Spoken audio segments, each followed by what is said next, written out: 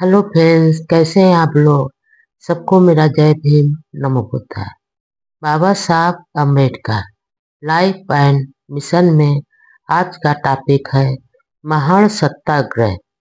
अछूतों में संगठन व संघर्ष का बिगुल बजा। 23 मार्च को डॉक्टर अम्बेडकर बम्बई लौटे तो परिजन चिंतित थे। रमाबाई ने तो 2 दिन से खाना भी नहीं खाया था। उनके बम्बई पहुंचने से पहले ही महाड़ के दंगे की खबर महाराष्ट्र के कोने कोने में पहुंच चुकी थी और हर ओर इसकी चर्चा हो रही थी। कुछ प्रगतिशील विचारों के समाचार पत्रों ने डॉक्टर अंबेडकर के इस साहसपूर्ण सत्याग्रह की प्रशंसा की और सवर्ण हिंदुओं के आक्रमण की निंदा की, तो कुछ ने विरोध भी किया। महाड़ में सवर्ण हिंदुओं ने हिंसात्मक व्यवहार से डॉक्टर अंबेडकर के दिल पर गहरी चोट पहुंची, लेकिन वह निराश नहीं हुए। उन्हें और अछूतों को इस बात का संतोष था कि उन्होंने तालाब के पानी को छूकर मानवीय अधिकार का उपयोग किया। महाड़ की यह घटना अछूतों के स्वाभिमान को जागृत करने वाली साबित हुई। उसमें नया साहस व जोश पैदा हुआ। इससे अछूत समाज ने संघर्ष के महत्व व इसकी जरूरत को समझा। उन्हें यह एहसास हो गया कि संघर्ष के बिना अधिकार नहीं मिल सकते और संगठन के बिना संघर्ष नहीं किया जा सकता। इसके बाद अछूतों ने मरे हुए पशुओं को उठाना बंद कर दिया और जूठा खाना भी छोड़ दिया। उधर महाड़ के हिंदुओं ने घोषणा कर दी कि अछूतों द्वारा 14 तालाब का पानी छूने से वह अपवित्र हो गया, इसलिए तालाब को शुद्ध करने का संस्कार किया। इसके तहत 108 घड़े पानी तालाब से निकालकर बाहर फेंक दिया और पंचांग, गाय का गोबर, मूत्र, दूध, दही और घी से भरे हुए कुछ घड़े पुरोहितों के मंत्रोच्चारण के साथ तालाब में डाले गए और कथित रूप से शुद्ध करने का कर्मकांड किया गया। इसके बाद सवर्ण लोग पहले की तरह तालाब के पानी का उपयोग करने लगे। महाड़ सत्याग्रह पर दामोदर सावरकर ने एक पत्रिका में लिखा, अपने धर्म बंधुओं को बेवजह पशु से भी नीचे समझना और अछूत मानना मनुष्य जात व स्वयं का अपमान करना है। अपने धर्म व और खून से हिंदू व्यक्ति के स्पर्श से पानी अपवित्र हो जाता है, यह विचार माना ही नहीं जा सकता। सावरकर ने अंबेडकर के महान सत्याग्रह को न्यायपूर्ण संघर्ष बताया। मानवीय हकों को हासिल करने के लिए शुरू किया गया यह पहला आंदोलन था। हिंदुओं के इस हिंसात्मक व घृणित व्यवहार से डॉक्टर अंबेडकर के दिल पर गहरी चोट पहुंची, लेकिन वे किसी भी सूरत में निराश नहीं हुए। वे जानते थे कि सदियों से जमी हुई रूढ़ियों पर चोट करने वाले व्यक्ति पर रूढ़वादी समाज आघात करता है, इसलिए वे इसका सामना करने के लिए तैयार थे। लेकिन उन्हें और अछूतों को इस बात का संतोष था कि उन्होंने तालाब के पानी को छूकर अपने नागरिक अधिकार का समर्थन कर उपयोग किया। इससे उनमें तथा साथियों में नया साहस व जोश पैदा हुआ। अछूतों के उद्धार के आंदोलन में महान सत्याग्रह एक नई दिशा की ओर रखा कदम था, जो अछूतों की मानसिक क्रांति का परिचायक था। इससे अछूत समाज में संघर्ष के महत्व तथा जरूरत को समझा। उसमें स्वाभिमान की भावना पैदा हुई। उन्हें एहसास हुआ कि संघर्ष के बिना छीने हुए अधिकार नहीं मिल सकते और संगठन के बिना संघर्ष नहीं किया जा सकता।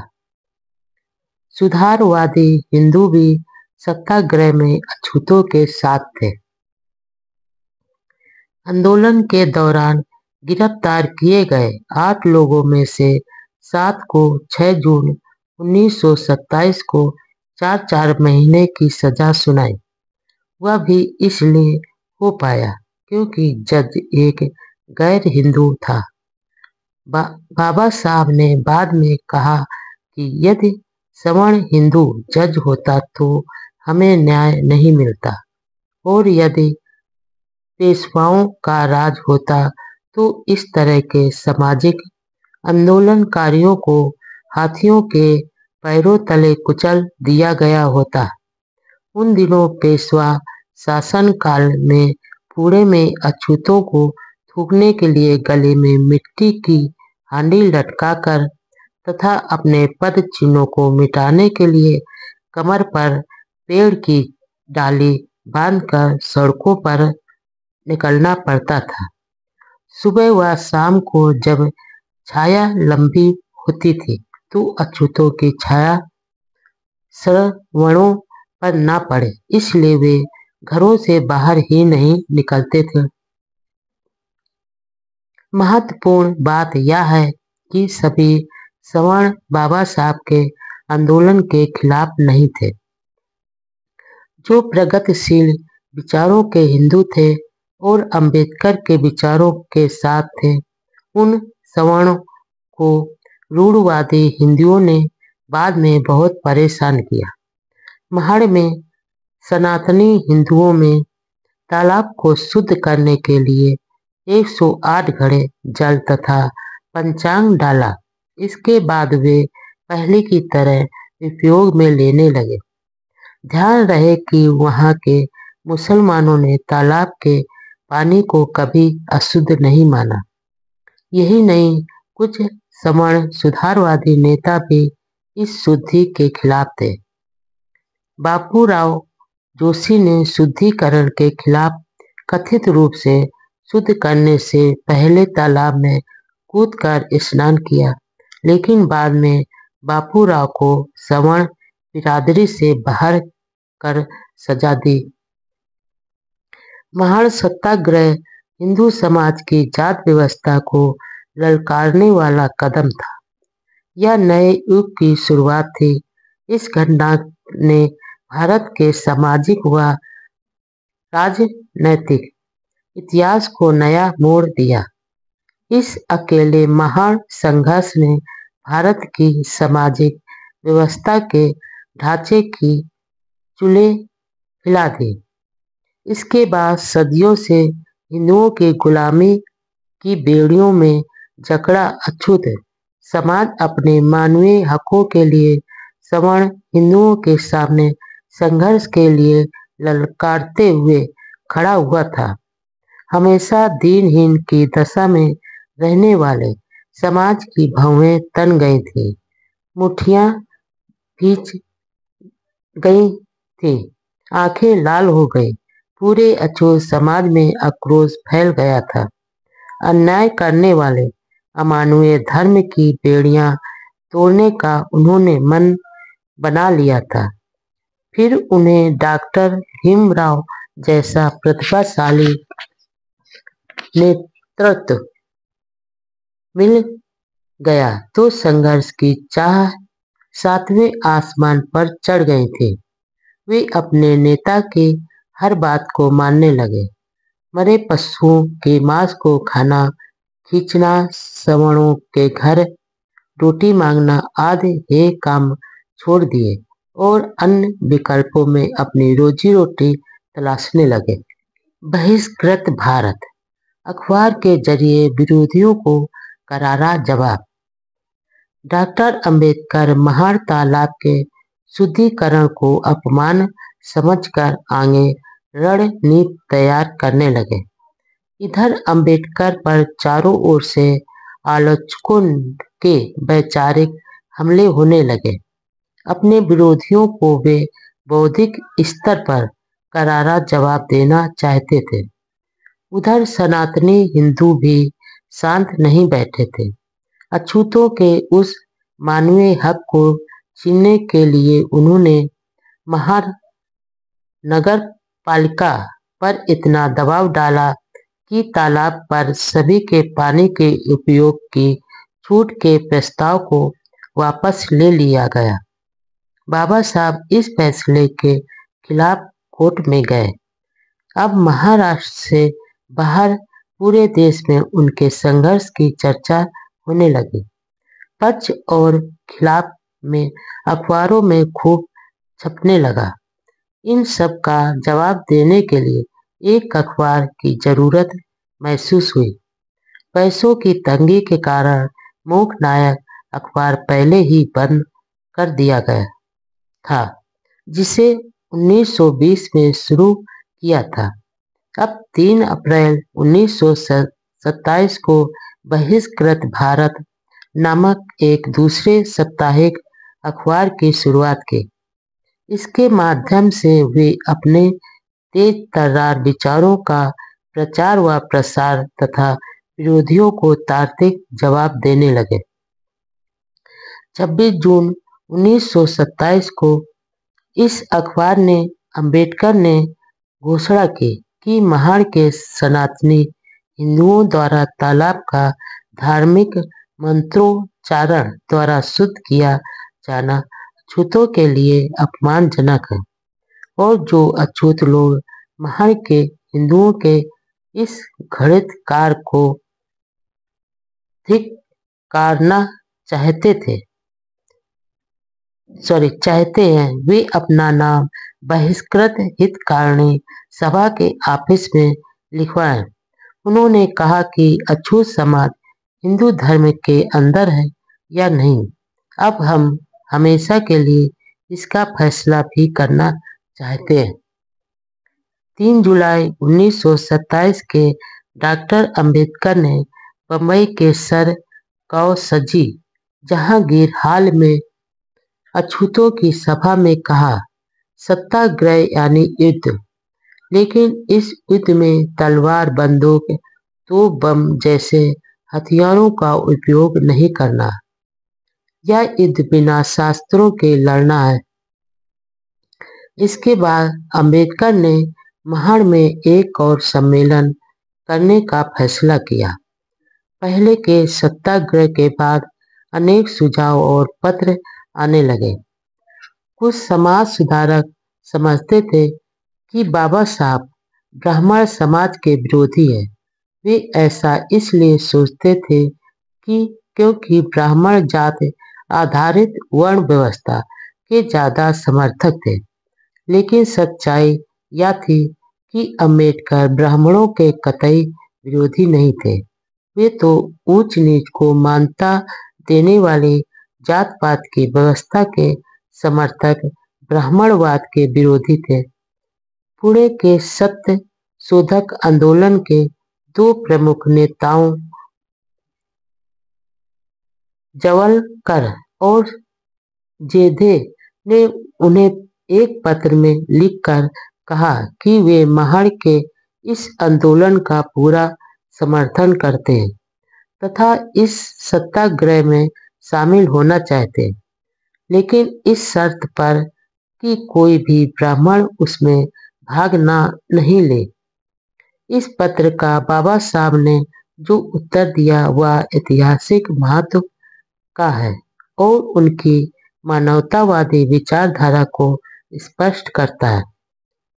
29 जुलाई 1927 को बहिष्कृत भारत अखबार में उन्होंने लिखा, मेरा संघर्ष जात आधारित वर्ण व्यवस्था के समर्थन करने वाले तत्वों के साथ है, किसी व्यक्ति या जात से नहीं। इस सत्याग्रह में पुणे की एक ब्राह्मण बहन अपनी पति की सहमत से शामिल होना चाहती है, तो उसे क्यों रोको। मेरा संघर्ष ब्राह्मणवाद से है। प्रगतिशील और मानवीय प्रवृत्ति के ब्राह्मणों की सहायता को मैं क्यों नकारूं। हम उनके आभारी रहेंगे जो हमारे इस पवित्र कार्य में हमारी मदद के लिए आगे आएंगे। सारे ब्राह्मण दलितों का विरोध नहीं करते हैं, जबकि कई गैर ब्राह्मण व दलित छुआछूत व आपस में जातिगत भेदभाव करते हैं। इस संबंध में समाज समता संघ का काम भी काफी सराहनीय था। तिलक के बेटे श्रीधर पंत डॉक्टर अंबेडकर के मित्र थे, प्रगतिशील विचारों के थे। वह हिंदू धर्म की चातुवर्ण व्यवस्था को तानाशाही व्यवस्था मानते थे तथा अछूतों द्वारा आंदोलन में बढ़ चढ़कर भाग लेते थे। डॉक्टर अंबेडकर ने 16 सितंबर 1927 में बंबई में समाज समता संघ द्वारा एक अपील जारी की और लिखा, समाज समता संघ के उद्देश्य सूर्य के समान स्पष्ट व पहाड़ की तरह अभेद है। यह संगठन मुसलमानों से डरता नहीं, ब्राह्मणों से घबराता नहीं और सत्य शोधक को देखकर चौंकता नहीं। समाज इस संघ की नींव है, जिसका धर्म कांच की चूड़ियों की तरह नाजुक या मिट्टी की तरह भुरभुरा न हो, जो संकीर्ण दकियानूसी विचारधारा का न हो, वो वही सच्चा मनुष्य इस संघ में आ सकता है। संघर्ष जारी। दोबारा महाड़ सत्याग्रह करने का ऐलान। एक ओर महाड़ तालाब के कथित शुद्धिकरण के अपमान का जवाब देना था, तो दूसरी ओर महाड़ नगर पालिका के सवर्ण हिंदुओं के दबाव में आकर अपना 1924 का प्रस्ताव, जिसके अनुसार तालाब अछूतों के लिए खुला कर दिया था, 4 अगस्त 1927 को रद्द कर दिया। अंबेडकर ने दोनों चुनौतियां का मुकाबला करने का फैसला किया। महाड़ सत्याग्रह समिति की स्थापना के बाद 26 दिसंबर 1927 के दिन दोबारा सत्याग्रह के लिए तय किया। दूसरी ओर महाड़ सत्याग्रह के बाद पूरे इलाके के सवर्णों ने अछूतों का सामाजिक बहिष्कार की घोषणा कर दी। जमींदारों ने खेतों में बुलाना बंद कर दिया, बाजार की चीजों के अलावा अनाज तथा बेचना बंद कर दिया। किसी न किसी बहाने अछूतों को अपमानित करना शुरू कर दिया। कई अछूतों पर तो झूठे मुकदमे चलाकर दंडित भी करवा दिया। तरह तरह की यातनाओं से अछूतों का जीना मुश्किल हो गया, लेकिन अछूतों का हौसला कम नहीं हुआ, निराश नहीं हुए, बल्कि सत्याग्रह की तैयारी में लगे रहे। महाड़ सत्याग्रह के संबंध में केसरी, कुलाबा समाचार, चाबुक सवार जैसे रूढ़वादी विचारों वाले अखबारों के संपादक डॉक्टर अंबेडकर के खिलाफ खूब लिखते थे। माला नामक अखबार के संपादक भापटकर एक रूढ़वादी व अहंकारी हिंदू थे। 28 मार्च 1929 के अंक में उसने लिखा था, तुम हमारे मंदिरों व तालाबों को अपवित्र करना बंद कर दो, वरना हम तुम्हारे पीठ पर लाठियां बरसाएंगे।